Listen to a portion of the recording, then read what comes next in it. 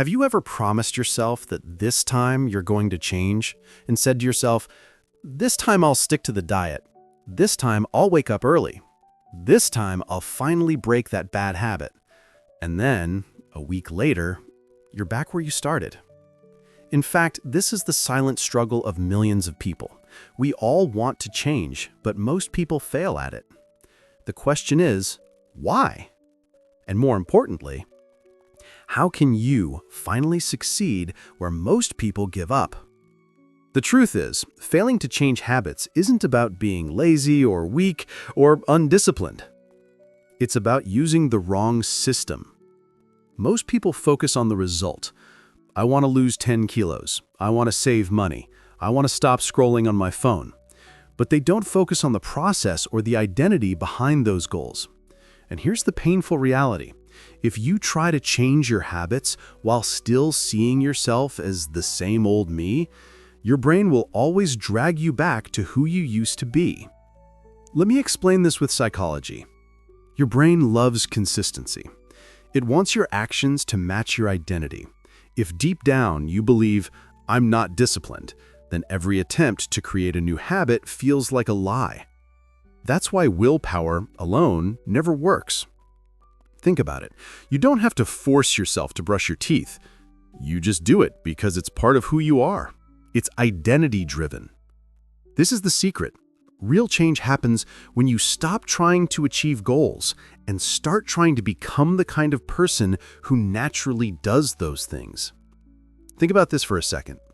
Why is it that some habits feel effortless while others feel like climbing a mountain every single day? It's because habits are not just behaviors. They are votes for your identity. Let me give you an example. Imagine two people who are both offered a cigarette. The first one says, "No thanks, I'm quitting smoking." The second one says, "No thanks, I'm not a smoker person." See the difference? The first person still sees himself as a smoker who's battling temptation. Their identity hasn't changed, so every moment feels like a fight. But the second one, he rewritten his identity. He doesn't smoke. End of story. No battle required. That's the power of identity. When your habits match who you believe you are, they become natural, automatic, and easy. Here's another example. Think about brushing your teeth. Almost nobody has to motivate themselves for it. You don't need a vision board or a pep talk. You just do it. Why? Because it's tied to your identity. I'm a person who takes care of my hygiene. Your brain loves consistency. It craves alignment between your self-image and your daily actions. And if there's ever a conflict, guess what wins? Your identity. Every single time. That's why most people fail at changing habits. They try to change the behavior without changing the belief behind it. Think about this. Every action you take is like casting a vote for the type of person you believe yourself to be. If you say, "I want to quit smoking," but deep down you still see yourself as a smoker trying to quit, your brain will keep pulling you back. It's like swimming upstream, exhausting and temporary. But imagine if you shifted your identity. Instead of saying, "I'm trying to quit," you said, "I'm not a smoker." Every cigarette you refuse is not just avoiding smoke, it's proof of who you are now. That tiny shift changes the whole game. Psychology has a name for this: cognitive dissonance. Your mind hates when your actions and your identity don't match. If you believe you're undisciplined, every attempt to wake up early feels like fighting yourself. You hit snooze not because you're weak, but because your brain is trying to stay consistent with the story you've been telling yourself. Here's another example. Let's say you want to get fit. Most people set a goal like, "I want to lose 10 kilos." That sounds clear, right? But the problem is, once you hit that goal, what happens? Many people go right back to old habits because their identity never changed. They were still the person who doesn't like working out, just temporarily dieting. Think about brushing your teeth. Do you ever wake up and say, "Oh no, today I have to find motivation to brush my teeth. Of course not. You just do it. It's automatic. Why? Because you don't see yourself as someone who tries to brush their teeth. You're a person who cares about hygiene. It's identity-driven, not willpower-driven. This is why so many people fail when they rely only on motivation. Motivation fades, willpower drains, but identity, that sticks. Your brain will fight to keep you consistent with who you believe you are, whether that belief lifts you up or holds you down. So here's the truth that might sting a little bit. If you keep failing at changing habits, it's not because you're broken.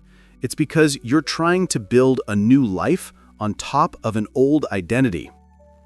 It's like trying to plant seeds in dry, cracked soil. Nothing grows. The soil has to change first. Once you shift identity, even small actions become powerful. Reading one page doesn't feel pointless anymore. It feels like casting a vote for being a reader. Now that we understand real change starts with identity, let's break it down into practical steps you can actually use in daily life. 1. Rewrite your identity. Ask yourself, who am I? Who do I want to become? Instead of, I want to lose weight, say, I'm someone who takes care of my body. Write 3 identity-based statements every day. This repetition wires your brain to believe it. Example, I'm the kind of person who never skips breakfast. I'm the kind of person who works out consistently. I'm the kind of person who lives with books.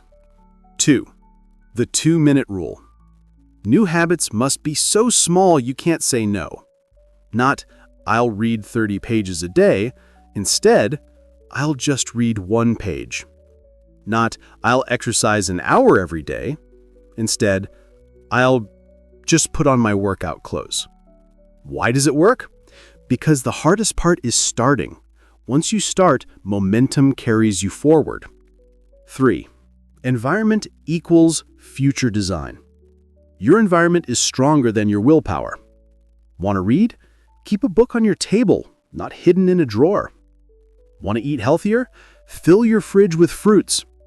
Want less social media? Move apps off your home screen. 4. The power of votes. Every action is like casting a vote for the type of person you want to be. Example, if today you cast 10 votes for lazy, junk food, scrolling, skipping workout, tomorrow cast 11 votes for I'm disciplined. Transformation is built on the accumulation of small votes. 5. Don't break the chain. Use a calendar. Each day you stick to your habit, mark a big X. Soon you'll see a chain forming, and your brain will crave not breaking it. Example, no energy for a full workout? Do 5 push-ups. Keep the chain alive. 6. Immediate rewards. Your brain loves instant gratification.